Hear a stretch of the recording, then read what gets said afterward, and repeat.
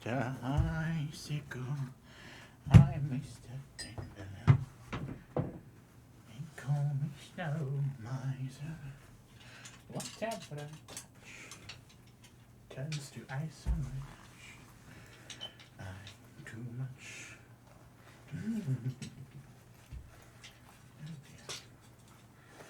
Oh, these plastic gloves always getting in the way. There we are.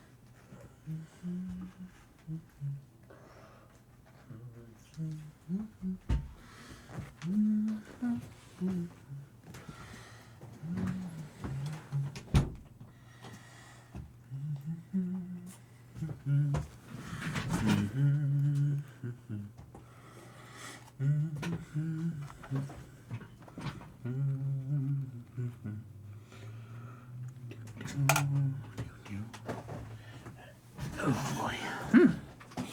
Oh man. It's quite warm nowadays, isn't it? Anyway, hello. 6 lights. Thank you. Merry Christmas, or even Santa.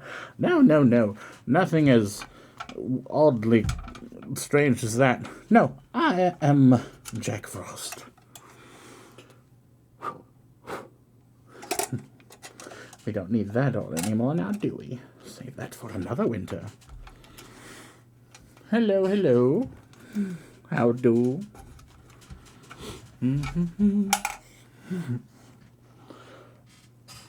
Merry Christmas to yourself. What stories am I telling today? Well, it is in the title. In the title, my good man. Put that over there.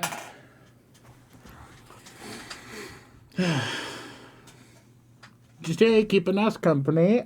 Oh dear, this thing just keeps on. Wanted to come off. I'll have you know that this mustache is a bit magical. It turns into a caterpillar sometimes. But we are joined today by not only my mustache, but Beeple. But Beppy. This is Beppy. He's a pengu. I love him. He makes Beppy noises. Oh no, don't you dare crawl away. How long did I take it to fix what? There is no fixing my mustache. It really likes to crawl away. There's been a few times that it almost got away too. But I found it. Oh, I found it.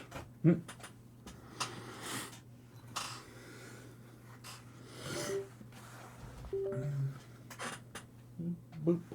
We'll leave that there. Okay. Well, today, let us find out what story we will be reading as soon as this thing fixes itself. It looks broken. I have broken it. There it is. Yes. Beppy is the cutest pengu. Today we are reading The Cricket on the Hearth. This is where we last left off last year when I was here. It is by the Charles Dickens. Whatever the hell the chirp the first is, I guess it's just part of the story that we're going to be reading today.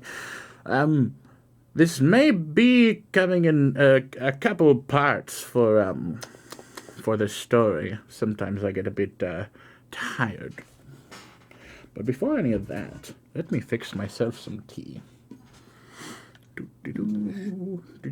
Sure hope I don't spill on the book or my pants. My mustache is crawling away. No, don't you dare.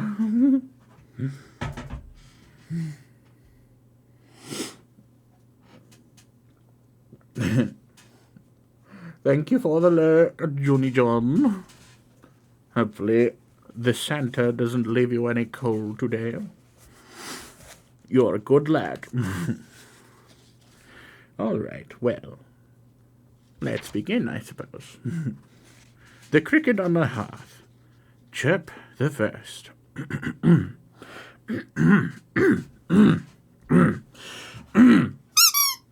Okay. The kettle began it. Don't tell me what Mrs. Peerybingle said. I know better.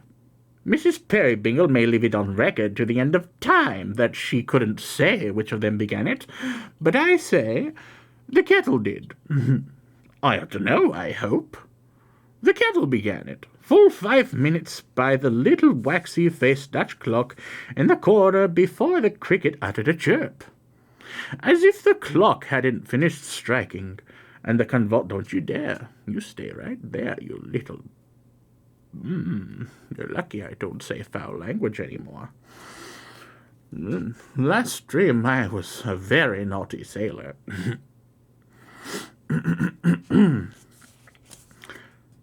As if the clock hadn't finished striking, and the convulsive little haymaker at the top of it, jerking away right and left with a scythe in front of a Moorish palace. It hadn't mowed down half an acre of imaginary grass before the cricket joined in at all. Why, I am not naturally positive. Everyone knows that. I wouldn't set my own opinion against the opinion of Mrs. Peerybingle, unless I was quite sure. On any account whatever, nothing should induce me. But this is a question of fact, and the fact is that the kettle began it. At least 5 minutes before the cricket gave any sign of being in existence. Contradict me, and I'll say 10. Let me narrate exactly how it happened. I should have proceeded to do so in my very first word, but for this plain consideration, if I am to tell a story, I must begin at the very beginning. And how is it possible to begin at the beginning without beginning at the kettle? Oh my, this kettle seems to really be getting around and getting into himself a little bit of trouble. Oh dear. It appears as if there were a sort of match or trial of skill, you must understand, between the kettle and the cricket. And this is what led to it, and how it came about. Mrs. Peerybingle going out into the raw twilight, and clicking over the wet stones in a pair of pattens that worked innumerable through impressions of the first proposition in Euclid all about the yard. Stop crawling away, I swear. I'm going to keep pooping you up. Mrs. Peerybingle filled the kettle at the water butt, presently returning lest the patterns, and a good deal less, for they were tall, and Mrs. Peerybingle was, she was short. She set the kettle on the fire, in doing which she lost her temper, or mislaid it for an instant, for the water, being uncomfortably cold, and in that slippy, slushy, sleety sort of state, wherein it seems to penetrate through every kind of substance, patent rings included, had laid hold of Mrs. Peerybingle's toes, and even splashed her legs. And when we rather plume ourselves, with reason too, upon our legs, and keep ourselves particularly neat in point of stockings, We find this, for the moment, hard to hear.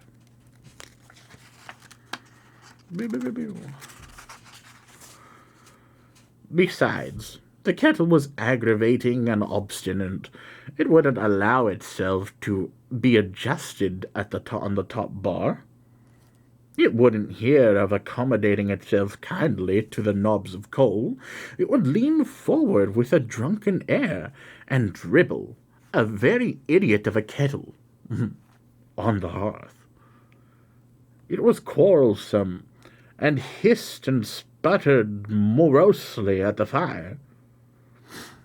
To sum it all, the lid, resisting Mrs. Peribingle's fingers, first of all turned topsy-turvy, and then, with an ingenious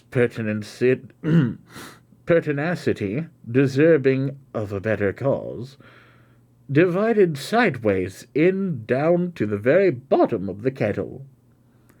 And the whole of the royal gorge has never made half the monstrous resistance to coming out of the water, which the lid of that kettle employed against Mrs. Peribingle, before she got it up again. It looked sullen and pig-headed enough, even then, carrying its handle with an air of defiance, and cocking its spout pertly and mockingly at Mrs. Peribingle, as if it said, "I won't boil. Nothing shall induce me." But Mrs. Peribingle, with restored good humour, dusted her chubby little hands against each other, and sat down before the kettle, laughing. Meantime, the jolly blaze rose and fell, flashing and gleaming on the little haymaker at the top of the Dutch clock, until one might have thought he stood stock still before the Moorish palace, and nothing was in motion but the flame. He was on the move, however, and had his spasms, 2 to the second, all right and regular. But his sufferings, when the clock was going to strike, were frightful to behold. And when a cuckoo looked out of a trap-door in the palace, and gave note 6 times, it shook him, each time, like a spectral voice, or like a something wiry plucking at his leg. Apologies, I've been out in the cold for a while. These sniffles are getting the better of me. Hopefully the tea, once it's cooled down, will help out a little bit.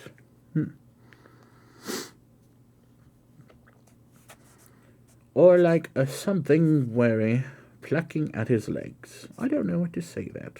Weary, wiry. It was not until a violent commotion and a whirring noise among the weights and ropes below him had quite subsided that this terrified haymaker became himself again. Nor was he startled without reason, for these rattling, bony skeletons of clocks are very disconcerting in their operation, and I wonder very much how any set of men, but most of all how Dutchmen, could have had a liking to invent them. There is a popular belief, that Dutchmen love broad cases and much clothing for their own lower selves, and they might know better than to leave their clocks to very lank and unprotected surly. Please, stop trying to live. I don't like it when you do that. I will have to discipline you by patting you very roughly. Now it was, you observe, that the kettle began to spend the evening. Now it was that the kettle, growing mellow and musical, began to have irrepressible gurglings in its throat. That word, gurglings. Ooh, nasty word.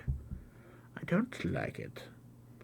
And to indulge in short vocal snorts, which it checked in the bud, as if it hadn't quite made up its mind yet to be good company. Now it was that after 2 or 3 such vain attempts to stifle its convivial sentiments, it threw off all moroseness, all reserve, and burst into a stream of song so cosy and hilarious as never maudlin nightingale yet formed the least idea of. So plain, too. Bless you, you might have understood it like a book. Better than some books you and I could name, perhaps, with its warm breath gushing forth in a light cloud which merrily and gracefully ascended a few feet, then hung about the chimney-corner, as if, as its own domestic haven, it trolled its song with that strong energy of cheerfulness, that its iron body hummed and stirred upon the fire. And the energy of, and the lid itself, the recently rebellious lid, such is the influence of a bright example, performed a sort of jig, a clattering like a deaf and dumb young cymbal that had never known the use of its twin brother. That this song of the kettle was a song of invitation and welcome to somebody out of doors, to somebody, at that moment coming on, towards the snug small home and the crisp fire, there is no doubt whatever. Mrs. Peerybingle knew it perfectly. As she sat musing before the hearth, it's a dark night. Mrs. Peerybingle knew it perfectly, as she sat musing before the hearth. It's a dark night, sang the kettle, and the rotten leaves are lying by the way. Oh my, what was that?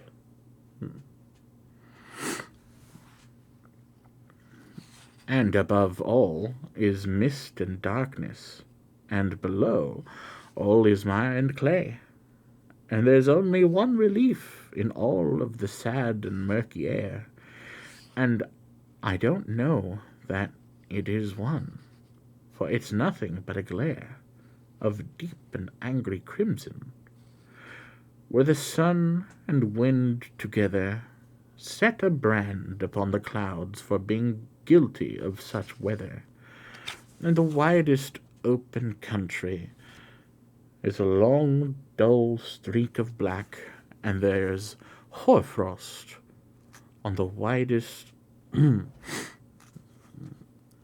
there's hoarfrost on the finger post, and thaw upon the track, and the ice isn't water. It isn't water, and the water isn't free, and you couldn't say that anything is what it ought to be. But he's coming, coming, coming, coming.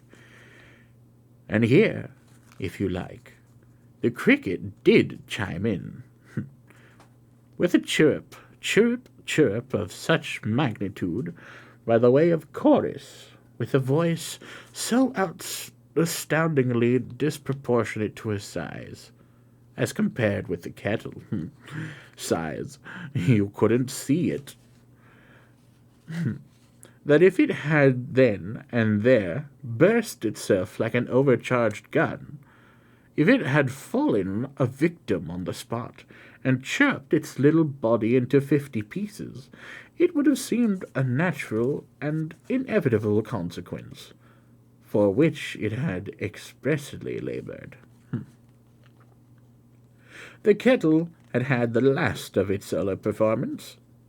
It preserved with undiminished ardor, but the cricket took first the fiddle and kept it.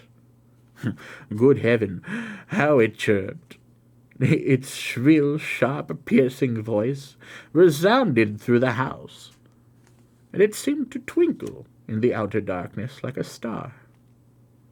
There was an indescribable little trill and tremble in it, at its loudest, which suggested its being carried off its legs and made to leap again. by its own intense enthusiasm. Oh dear, this sniffle is really getting to me. Stop.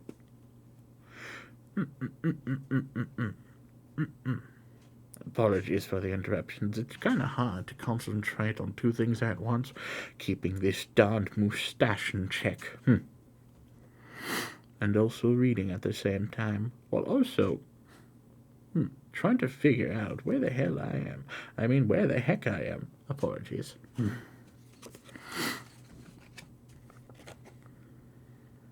Great, now I have lost myself.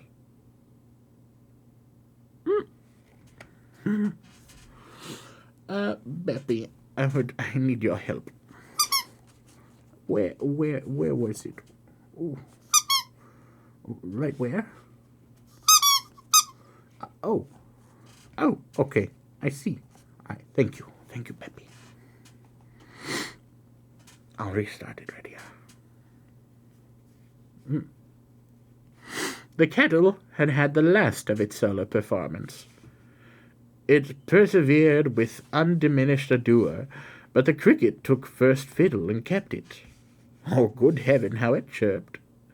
Its shrill, sharp, piercing voice resounded through the house, and seemed to twinkle in the outer darkness like a star.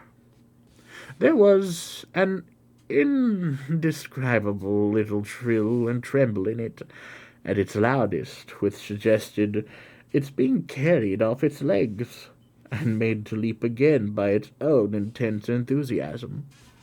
Yet they went very well together, the cricket and the kettle. The burden of the song was still the same, and louder, louder, louder still, they sang it in their emulation. The fair little listener, for fair she was, and young, threw something of what is called the dumpling shape. But I don't myself object to that. Lighted a candle and glanced at the haymaker on the top of the clock, who was getting in a pretty average crop of minutes, and looked out the window where she saw nothing, owing to the darkness but her own face imaged in the glass. And my opinion is, and so would yours have been, that she might have looked a long way and seen nothing half so agreeable. When she came back and sat down in her former seat, the cricket and the kettle were still keeping at, with a perfect fury of competition, the kettle's weak side clearly being that he didn't know that he was beat. Well, there was all the excitement of a race about it. Chirp, chirp, chirp, cricket a mile ahead. Hum, hum, hum, kettle making play in the distance like a great top. Chirp, chirp, chirp, cricket round the corner. Hum, hum, hum, kettle sticking to him in its own way. No idea of giving in. Chirp, chirp, chirp, cricket fresher than ever. Hum, hum, hum, hum, kettle slow and steady. Chirp, chirp, chirp, cricket going in to finish him. Hum, hum, hum. Oh dear, and there goes my caterpillar. This fight is so intense it sort of scared him. The kettle not to be finished, until at last they got so jumbled together in the hurry-scurry, helter-skelter of the match, that whether the kettle chirped and the cricket hummed, or the cricket chirped and the kettle hummed, or they both chirped and both hummed, it would have taken a clearer head than yours or mine to have decided with anything like certainty. But on this there is no doubt that the kettle and the cricket, at one and the same moment, and by some power of amalgamation best known to themselves, sent each his fireside song of comfort streaming into a ray of the candle that shone out through the window, and a long way down the lane. And this light, bursting on a certain on a certain person who, on the instant, approached towards it with the gloom, expressed the whole thing to him, literally, in a twinkling, and cried, "Welcome home, old fellow! Welcome home, my boy!" This end attained the kettle being dead beat, boiled over, and was taken off the fire. Mrs. Peerybingle then went running to the door, where, with the wheels of a cart, the tramp of a horse, the voice of a man, the tearing in and out of an excited dog, and the surprising and mysterious appearance of a baby, there was soon the very what's-his-name to pay. Where the baby came from, or how Mrs. Peerybingle got hold of it in that flash of time, I don't know, but a live baby there was in Mrs. Peerybingle's arms, and a pretty tolerant amount of pride she seemed to have in it, when she was drawn gently to the fire by a sturdy figure of a man, much taller and much older than herself, who had to stoop a long way down to kiss her. But she was worth the trouble. 6'6" with the lumbago might have done it.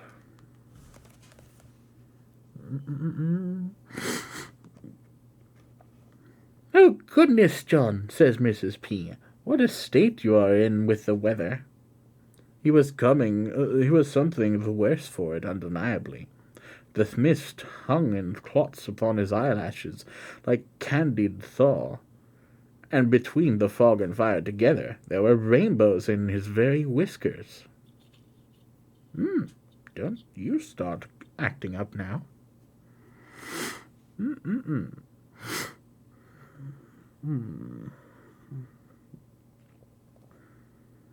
Where was I? I see. "Why, you see, Dot," John made answer, slowly, as he unrolled a shawl from about his throat, and warmed his hands. It ain't exactly summer weather, so no wonder." "I wish you wouldn't call me Dot, John. I don't like it," said Mrs. Peerybingle, pouting in a way that clearly showed she did like it very much. "Why, what else are you?" returned John, looking down upon her with a smile, and giving her waist as light a squeeze as his huge hand and arm could give. A Dot, and here he glanced at the baby. A Dot and Carrie. I won't say it for fear I should spoil it, but I was very near a joke. I don't know as ever I was nearer. He was often near to something or other very clever, by his own account. This lumbering, slow, honest John. This John so heavy but so light of spirit, so rough upon the surface but so gentle at the core, so dull without, so quick within, so stolid, but so good. O Mother Nature, give thy children the true poetry of heart that hid itself in this poor carrier's breast. He was but a carrier, by the way, and we can bear to have them talking prose, and leading lives of prose, and bear to bless thee for their company. Bless thee. It was pleasant to see Dot, with her little figure, and her baby in her arms, a very doll of a baby, glancing with a coquettish thoughtfulness at the fire, and inclining her delicate little head just enough on one side to let it rest in an odd, half-natural, half-affected, wholly nestling and agreeable manner on the great rugged figure of the carrier. It was pleasant to see him, with his tender awkwardness, endeavoring to adapt his rude support to her slight need, and make his burly middle age a leaning staff not inappropriate to her blooming youth. It was pleasant to observe how Tilly Slowboy, waiting on the background for the baby, took special cognizance through in her earliest teens of this grouping, and stood with her mouth and eyes wide open. And stood with her mouth and eyes wide open, and her head thrust forward, taking it in as if it were air.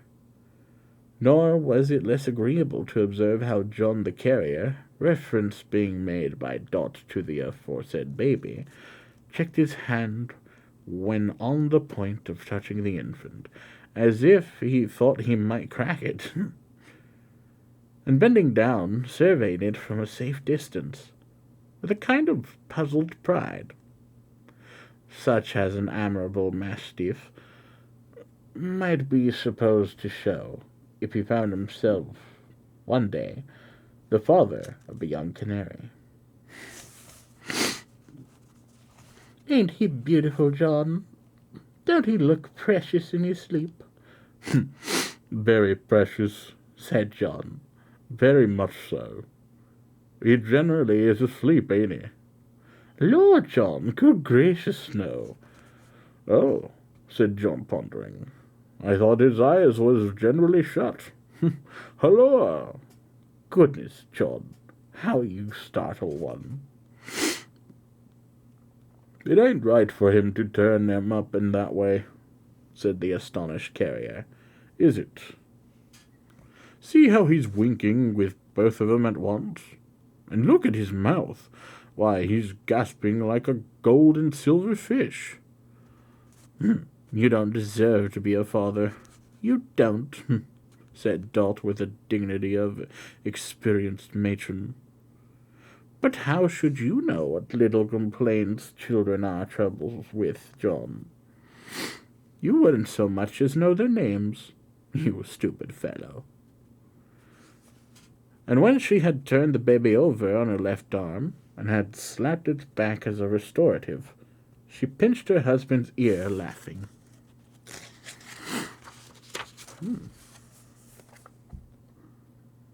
This darned caterpillar needs to stay put. "No," said John, pulling off his outer coat. "It's very true, Dot. I don't know much about it. I only know that I've been fighting pretty stiffly with the wind tonight. It's been blowing northeast, straight into the cart, the whole way home." "Oh, poor old man, so it has," cried Mrs. Peerybingle, instantly becoming very active. "Here, take the precious darling, Tilly, while I make myself of some use. Ah! I lost my place. Oh, dear. Here, take the precious darling, Tilly, while I make myself some use. Bless it, I could smother it with kissing it, I could. Hi, then, good dog. He? Hi? I don't know. He. Hi, boxer boy. Oh, dear. I'm already getting tired. Are you? This darned mustache. Darned caterpillars. I swear, you can't get any good magical caterpillars these days. They're really useful with warming up the face, particularly the upper lip area. But, man, it sure doesn't like to have a lot of maintenance. It's very needy.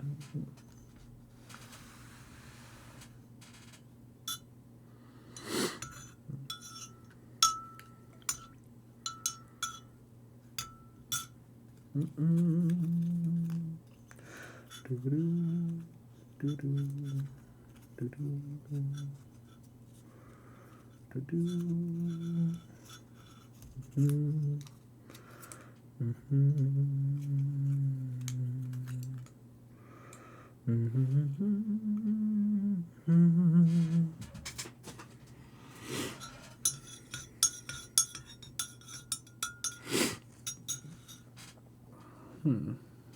why are you so darned hard to keep on?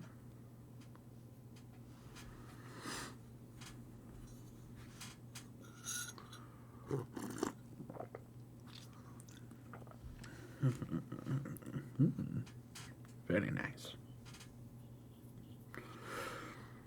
Where was I? I need help, Peppy. Where was I? Where? Right there. Okay, well, if you say so.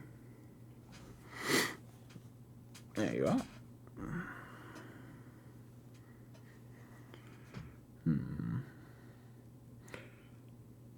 Hi then, good dog. Hi, Boxer, boy. Only let me make the tea first, John, and then I'll help you with the parcels, like a busy bee. Oh, again. How doth the little, and all the rest of it, you know, John. Did you ever learn how doth the little when you went to school, John? Not to quite know it, John returned. It was very near. I was very near it once, but I should have only spoilt it, I dare say. But I should only have spoiled it, I dare say. Laughed Dot. She had the blithest little laugh you ever heard. What a dear old darling of a dunce you are, John, to be sure. Not all disputing this position, John went out to see that the boy, with the lantern which had been dancing to and fro before the door and window, like a will of the wisp, took due care of the horse, who was fatter than you would quite believe. If I gave you his measure, and so old that his birthday was lost in the midst of antiquity. Boxer, feeling that his intentions were due to the family in general, and must be impartially distributed, dashed in and out with bewildering inconstancy. Now describing a circle of short barks round the horse, where he was being rubbed down at the stable door, now feigning to make savage rushes at his mistress, and facetiously bringing himself to sudden stops, now eliciting a shriek from Tilly Slowboy. In the slow nursing chair near the fire, by the unexpected application of his moist nose to her countenance, now exhibiting an obtrusive interest in the baby, now going round and round upon the hearth, and lying down as if he had established himself for the night, now getting up again and taking that nothing of a fag end of a tail of his out into the weather, as if he had just remembered an appointment and was off at a round trot to keep it. I forgot to take off my shoes. Voila. That's better.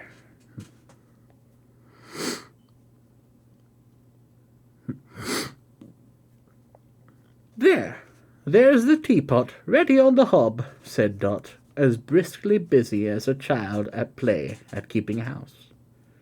And there's the old kettle of ham, knuckle of ham. Knuckle. The old knuckle of ham. And there's the butter. Oh, dear. You need to stop trying to slip off.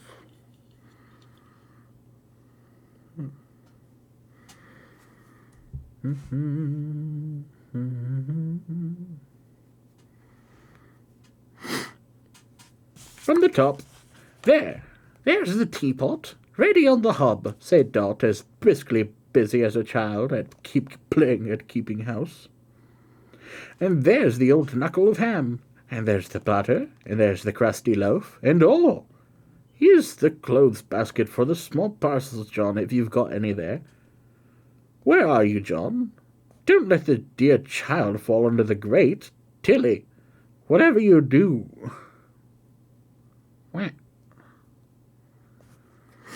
It may be noted of Miss Slowboy, in spite of her rejecting the caution with some vivacity, that she had a rare and surprising talent for getting this baby into difficulties.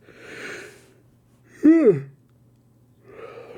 boy, I should hope nothing happens to the child. And had several times imperiled its short life in a quiet way peculiarly her own.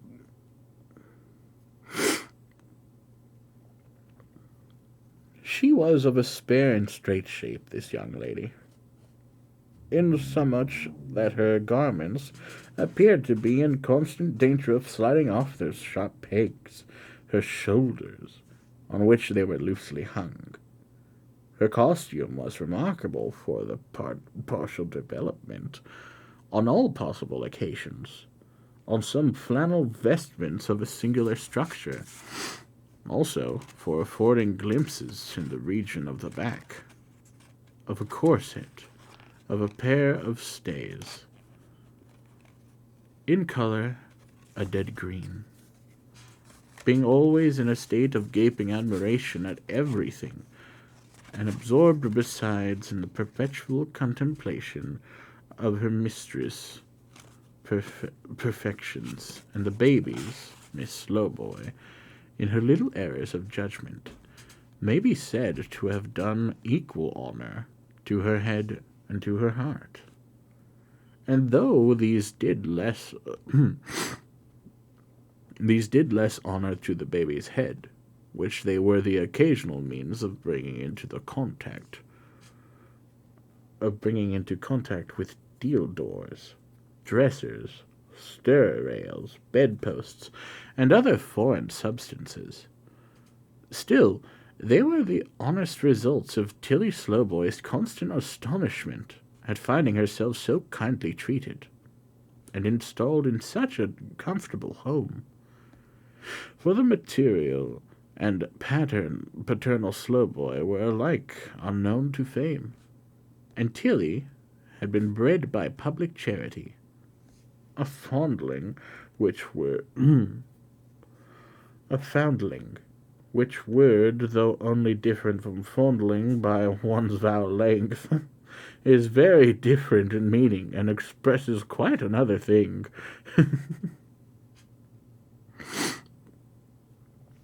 To have seen little Mrs. Peerybingle come back with her husband, tugging at the clothes basket, and making the most strenuous exertions to do nothing at all, for he carried it, would have amused you almost as much as it amuses him. Oh, no.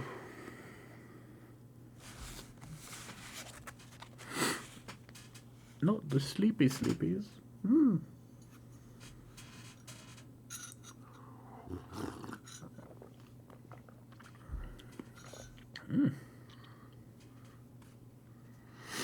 I need to wake up.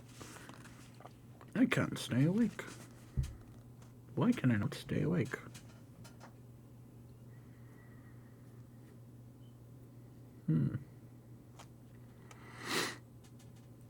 Oh dear, I might pass out pretty soon. That's not good. How much more do we have? We still have a ways to go. We're still not even that far in. We barely started. Not good.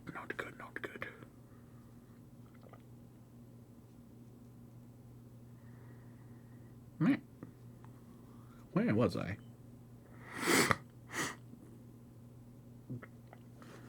I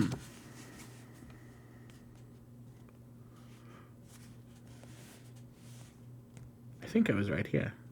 Somewhere around here.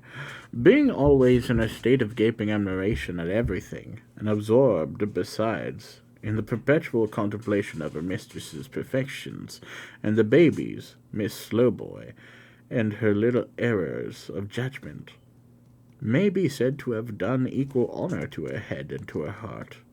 and though these did less honor to the baby's head, which they were the occasional means of bringing into contact with deal doors, dressers, stair rails, bedposts, and other foreign substances, still, they were the honest results of Tilly Slowboy's constant astonishment at finding herself so kindly treated, and installed in such a comfortable home.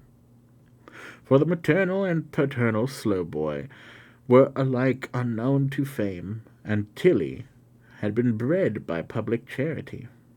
A foundling, which word, though only different from fondling by one's vowel length, is very different in meaning, and expresses quite another thing. To have seen little Mrs. Peerybingle come back with her husband, tugging at the clothes basket, and making the most strenuous exertions to do nothing at all, for he carried it, would have amused you almost as much as it amused him. It may have entertained the cricket, too, for anything I know, but certainly it now begins to chirp again vehemently. "Heyday," said John in his slow way. "It's merrier than ever tonight, I think." "And it's sure to bring us good fortune, John. It always has done so. To have a cricket on the hearth is the luckiest thing in all the world." John looked at her as if he had nearly got the thought into his head that she was his cricket in chief, and he quite agreed with her. But it was probably one of his narrow escapes, for he said nothing. "The first time I heard its cheerful little note, John, was on that night when you brought me home. When you brought me to my new home here. Its little mistress, nearly a year ago. You recollect, John?" "Oh, yes," John remembered. "I should think so." "Its chirp was such a welcome to me. It seemed so full of promise and encouragement. It seemed to say you would be kind and gentle with me, and would not expect. I had a fear of that, John. Then, to find an old head on the shoulders of your foolish little wife."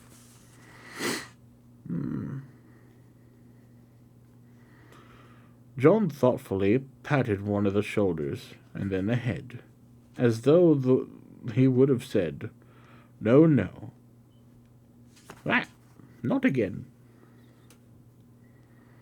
What?"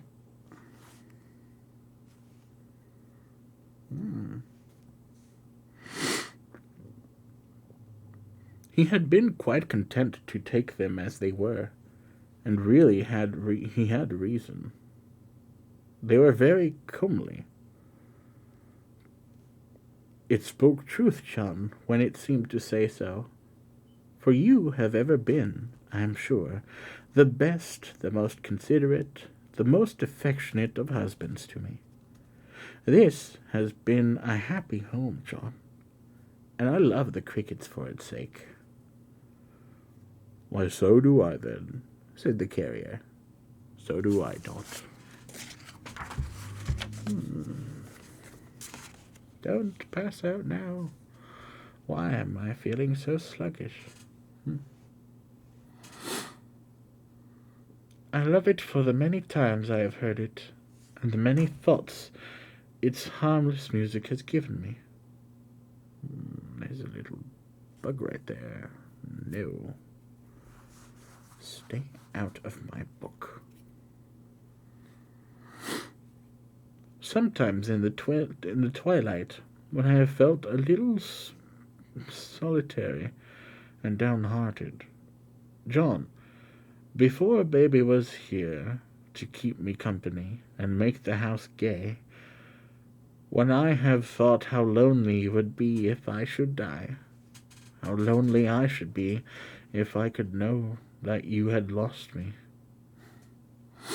Dear, its chirp, chirp, chirp, chirp upon the hearth has seemed to tell me of another little voice, so sweet, so very dear to me, before whose coming sound My trouble vanished like a dream.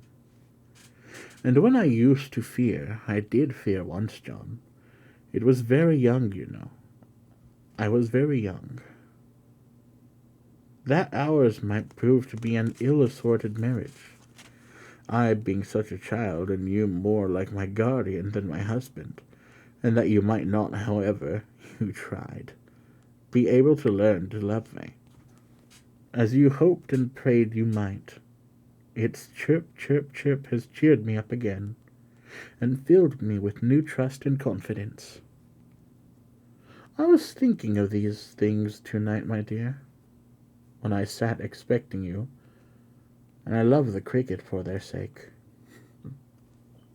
And so do I, repeated John.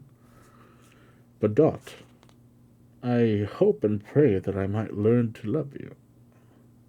How you talk. I hadn't learnt that long before I brought you here, to be the cricket's little mistress, Dot. She laid her hand an instant on his arm, and looked up at him with an agitated face, as if she would have told him something. Next moment she was down upon her knees before the basket, speaking in a sprightly voice, and busy with the parcels. There are not many of them tonight, John, but I saw some good behind the cart, just now. Goods. But I saw some goods behind the cart just now, and though they give me more trouble, perhaps they still pay as well, so we have no reason to grumble, have we? Besides, you have been delivering, I dare say, as you came along? Oh, yes, John said, a good many. Why, what's this round box? Heart alive, John, it's a wedding cake. Leave a woman alone to find out that, said John admiringly. Now a man would never have thought of it, whereas it's my belief that if you was to pack a wedding cake in a tea-chest, or a turn-up bedstand, or a pickled salmon cave, or anything unlikely thing, a woman would be sure to find it out directly.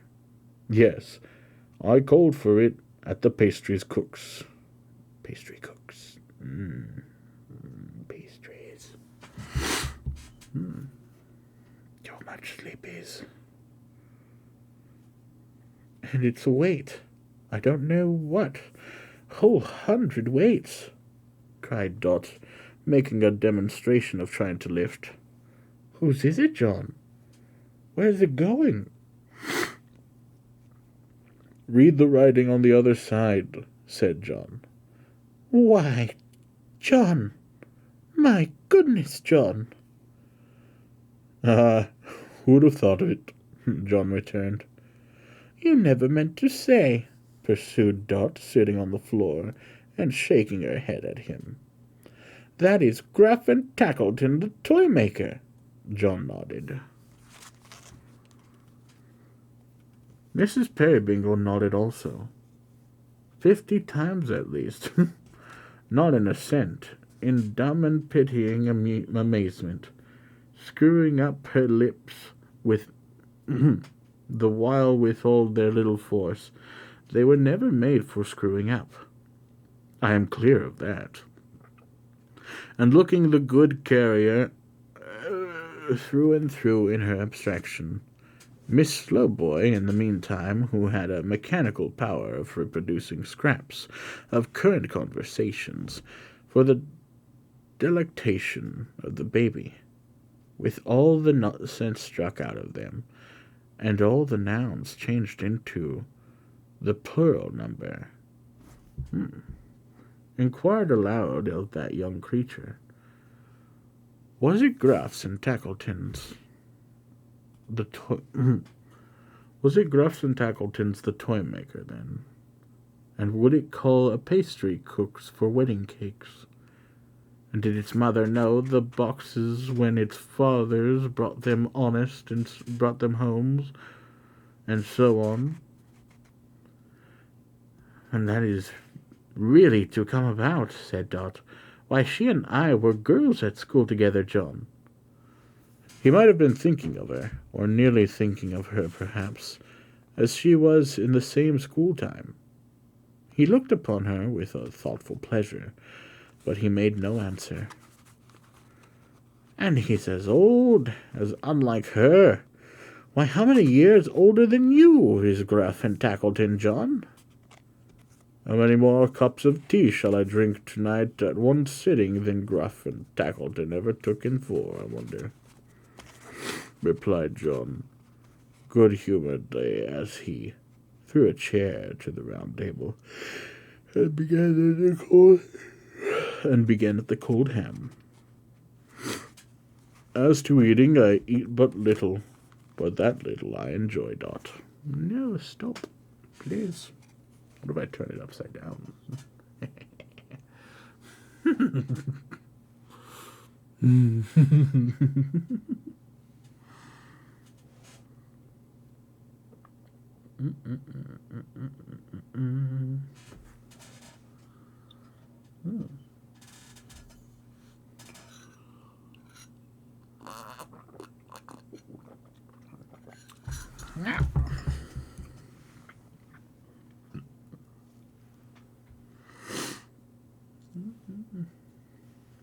Please stop. Stay. I might need to stop early. That's not good. I keep on almost passing out. This is not good at all. Why? Why do I keep almost passing out?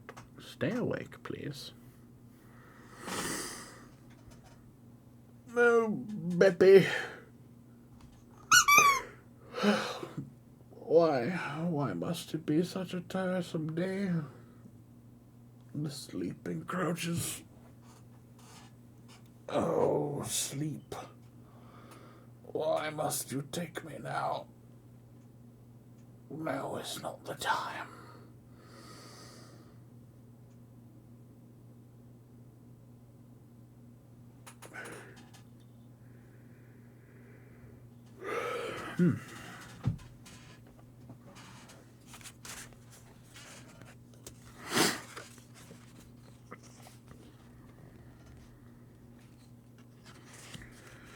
Even this, his unusual sentiment at mealtimes, one of his innocent delusions, for his appetite was always obstinate, and flatly contradicted him, awoke no smile in the face of his little wife, who stood among the parcels, pushing the cake-box slowly from her with her foot, and never once looked through her eyes, were cast down to upon the dainty shoe she generally was so mindful of.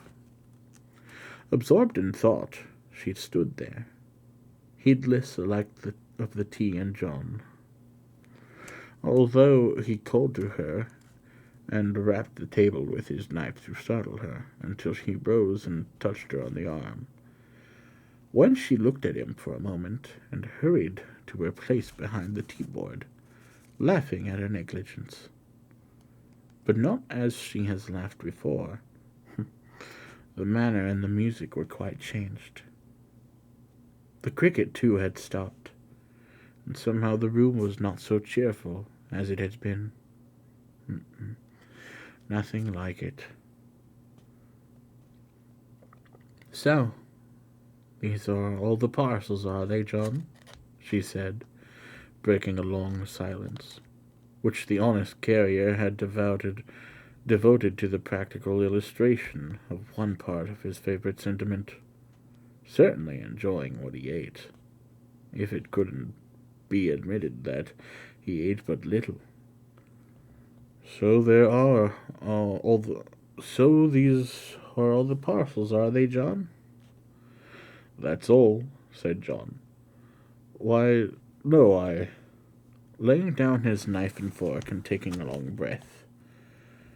I declare I've clean forgotten the old gentleman. The old gentleman? In the cart, said John. He was asleep among the straw.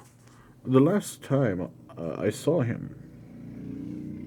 I very nearly remembered him twice since I came in, but he went out of my head again. Hulloa! Ya hip there! Rouse up! That's me hearty. What? Hulloa! Ya hip there! Round up! Rouse up! That's my hearty. John said these latter words outside the door, whither he had hurried with the candle in his hand. Oh dear, I keep in the middle of sentences. In the middle of sentences, I just keep on almost passing out. It is not good at all. I cannot complete the story with this darned dreadful sleep encroaching upon me. It is taking over too heavily, I fear. I don't think I'll be able to continue the story.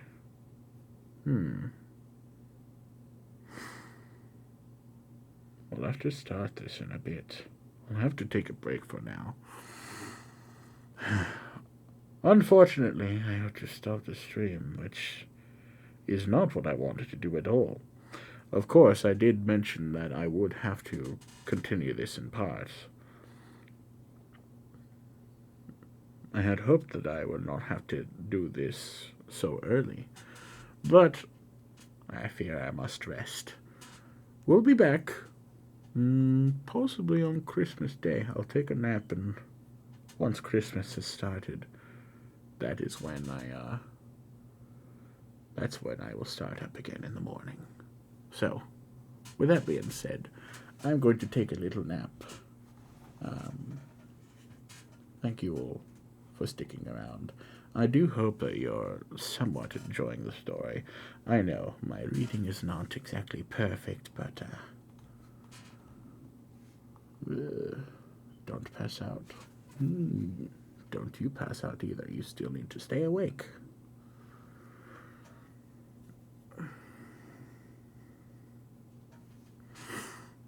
But I hope you've helped you get a little sleepier, to rest easy. I'm sure some of you have had power issues. I've heard that from quite a few people. The power is going out for them. But with that being said, I will have to continue this. I'll remember where we left off, and we'll stop right here. Don't worry, I'll be up and ready at it in the morning again, ready to read, bright as day, and with enough energy to hopefully finish off the rest of the story.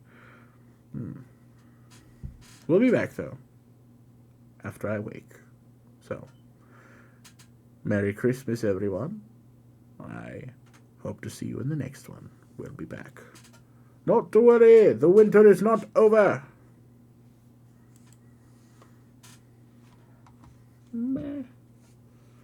My sleepies. Bye-bye.